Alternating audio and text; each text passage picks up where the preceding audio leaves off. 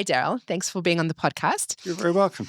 All right. So why don't you tell our viewers a little bit about your background and what you do with Eurofins? I'll be happy to do that, Karen. So I'm a biochemist by education. In the Eurofins world with different organizations, I began in the laboratory running test methods, analytical methods for nutrient analysis, contaminant analysis, proteins, amino acids, fibers. I spent a great deal of time in the lab and became innovative as I learned to get very proficient at doing different tests. I looked at some modifications to these tests. It happened to be a time when there was a great evolution in the infant formula world. Eurofins at the time was doing a lot of testing for infant formula, and there were a number of new methods that needed to be modified and or developed. So I quickly gained an appreciation, a respect, and a passion for testing infant formula. I began with these tests being modified and validated within Eurofins. I took those methods with the support of the management staff out to the scientific community. So soon I was presenting those new methods to the analytical community, such as AOAC International, asking for feedback from the scientific community, then went to the next step in validating those methods and working with AOAC to have those methods approved as official test standards. Going through that a number of different times, I evolved from a focus internally in the laboratory to an external focus, where I work almost exclusively now with regulatory agencies, with the scientific community, and with Eurofins customers. My title today is Chief Science Officer, so I have responsibilities both internally for the scientific testing done in the Eurofins labs across the United States and representing Eurofins in the scientific and regulatory communities. So just a small job. A little bit. Yeah, fantastic. Okay, I'm sure we keep you very busy then. So you touched on it a little bit there. This podcast episode is going to be about testing standards. So let's just start off right off the top. How important are testing standards for infant formula? Well, it's a very good question because testing standards are critical to the successful manufacture of quality infant formula products. As you know, infant formula is the sole source of nutrition for many infants. So I like to tell people infant formula needs to be perfect. There can't be anything that's at 90 or 95% of what you want it to be. It needs to be 100% for every nutrient that's in this product. In order to assure that during manufacture and during regulatory trade, there needs to be testing standards that can assure these nutrients are in the products at exactly the level that we're purporting them to be. These standards then become the measure, the guideline, the report card, whatever you would have it to be, to measure the quality of these infant formulas. And how long have you been involved with standards? So I've been involved with standards very early on in my career. As I helped develop some new standards, I have evolved now into helping other people create standards and being empowered to be one of the people that approve standards for regulatory agencies and scientific organizations. And I've been doing this for a little over 40 years. So what changes have you seen over that time? Over that time, we have had a plethora of new methods that have been developed. One of the driving forces for new methods are automation, specificity, sensitivity, and precision and accuracy. Things today need to be much more precise than they were even 15 or 20 years ago. Sensitivity with test methods. 15 or 20 years ago, we were looking at parts per million. Now we're looking at sub-part per billion levels, concentrations. Yes. So significant change, evolving every day. Every year, there's new standards and the need for new test methods. Yeah. And all those test methods then have to be validated, of course. They do. On infant formula. So can you go into that a little bit more? So a validated method has a very strict definition with a regulatory agency like FDA. Eurofins has a very strict SOP for how methods are validated. A regulatory agency like FDA will require the use of a fully validated method to test infant formula.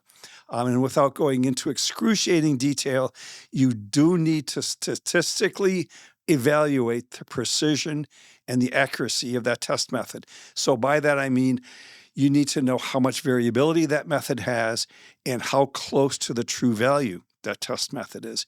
And those need to be proven and statistically validated in order to be acceptable. Yeah.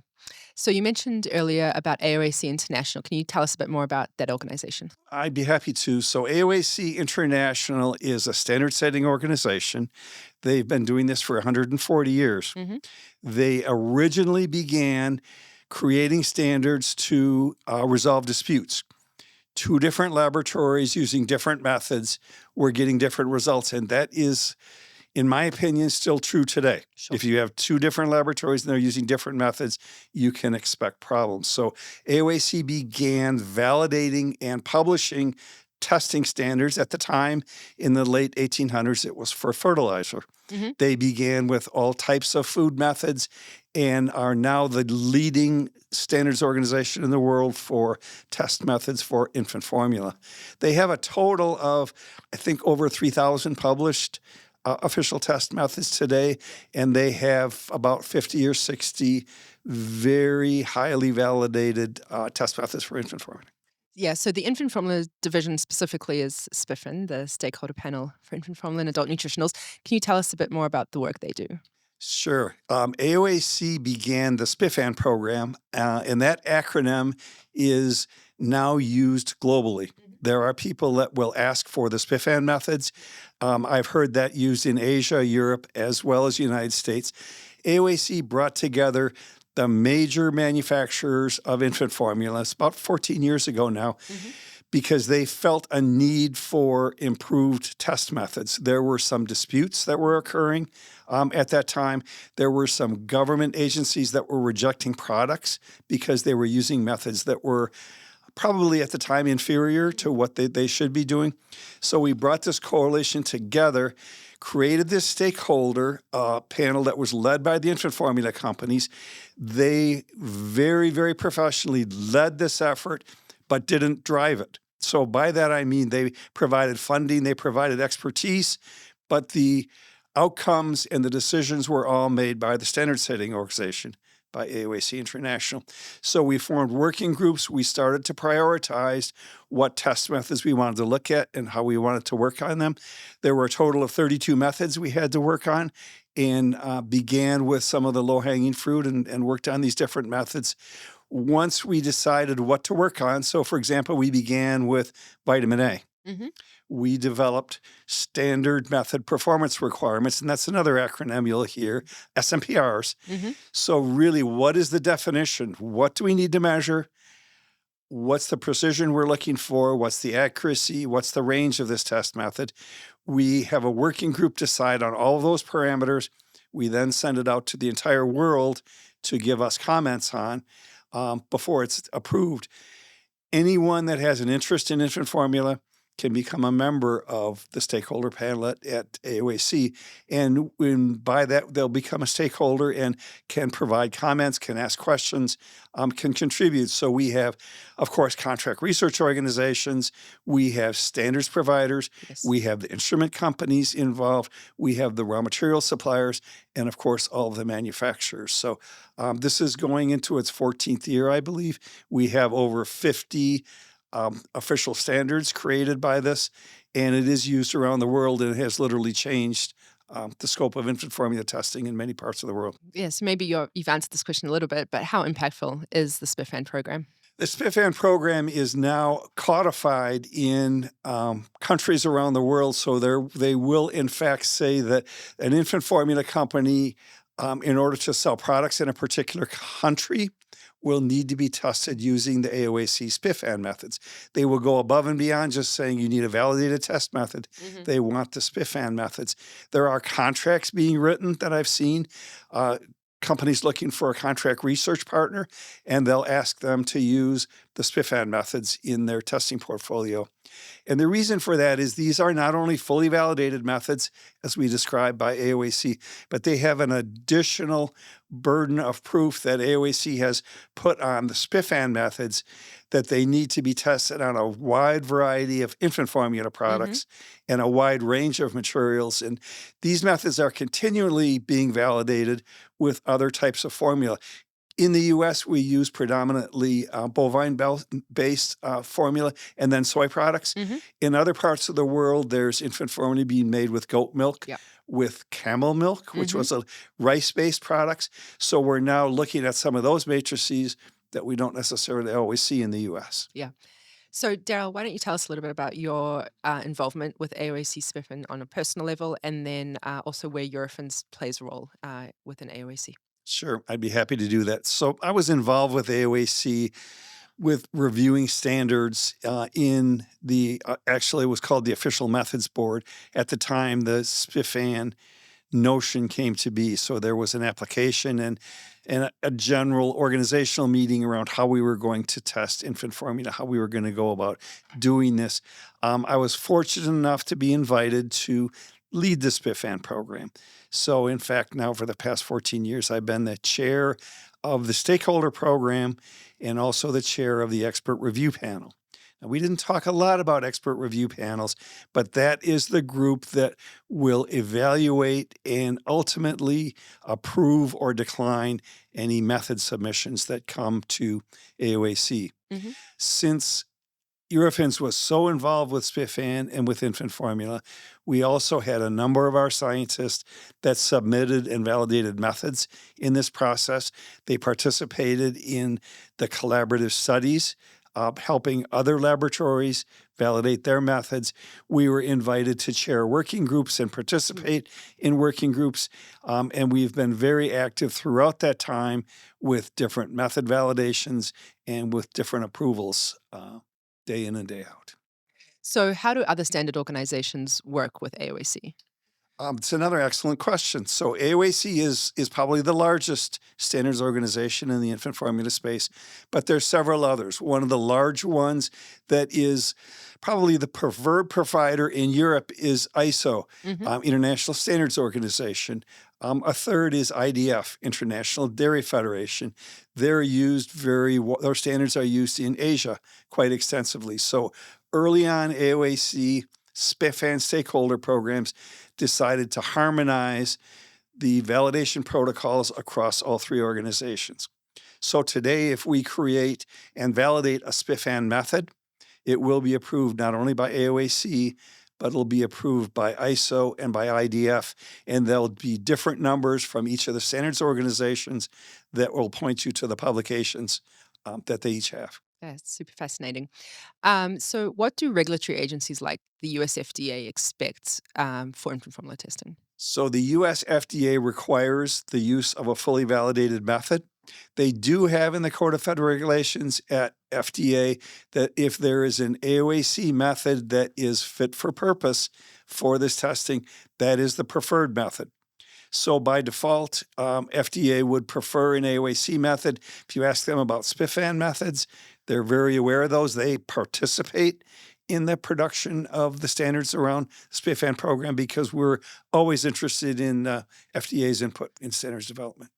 So, I know you mentioned ISO and IDF being important around the world, and AOAC methods becoming ISO IDF methods, and then they go on to become Codex methods. So, can you give us a bit more background on Codex? Certainly. So the World Codex has been around for about 60 years, and it was created in conjunction with the World Health Organization to try to harmonize global trade Hmm. with food products primarily and infant formula specifically.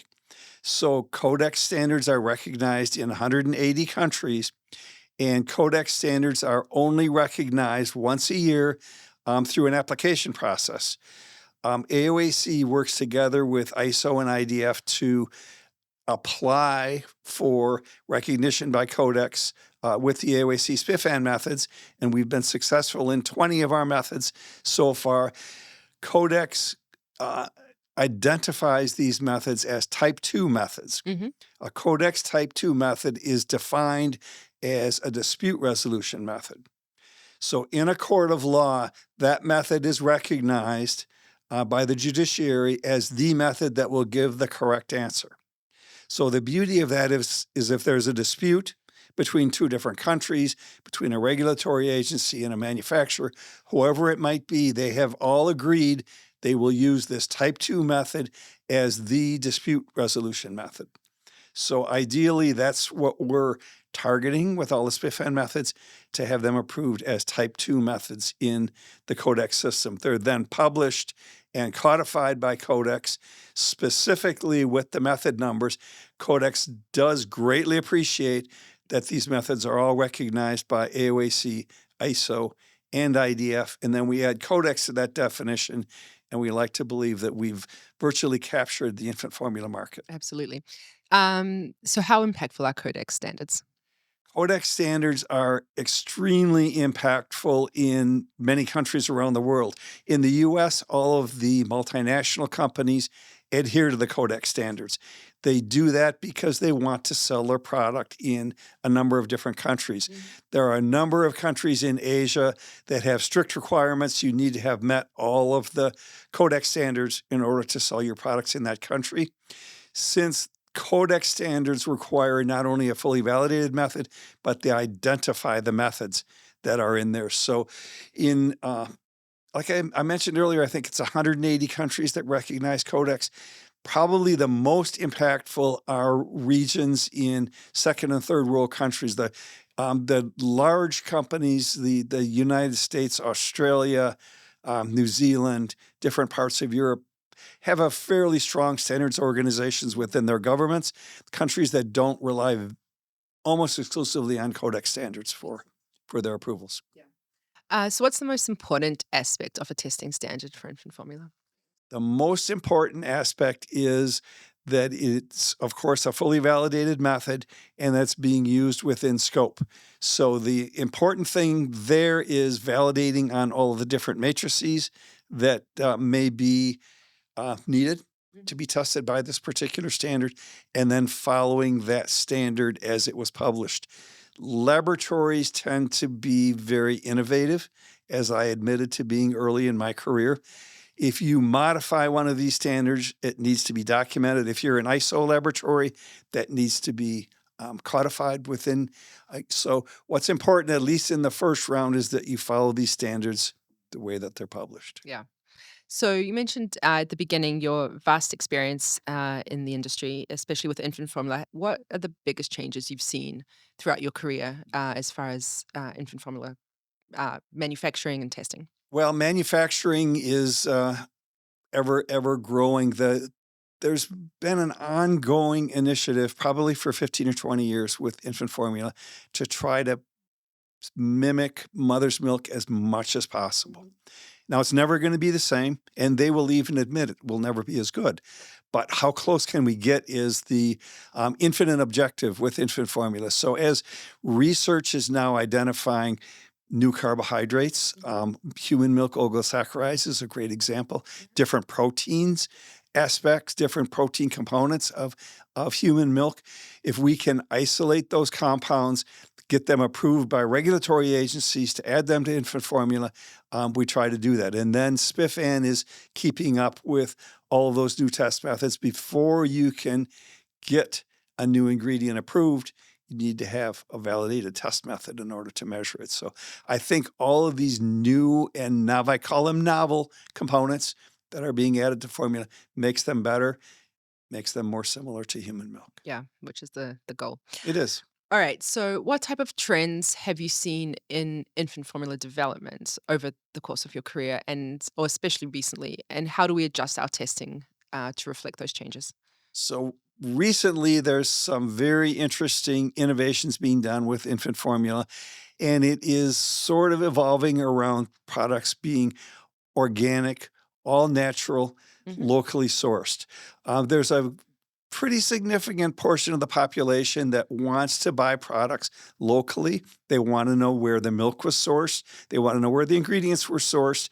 And in many cases, they want it to be a company they recognize as being a local company. Yeah. So there's a number of organizations that have followed this model. It's been in Europe probably for 10 or 15 years. It's newer in the US.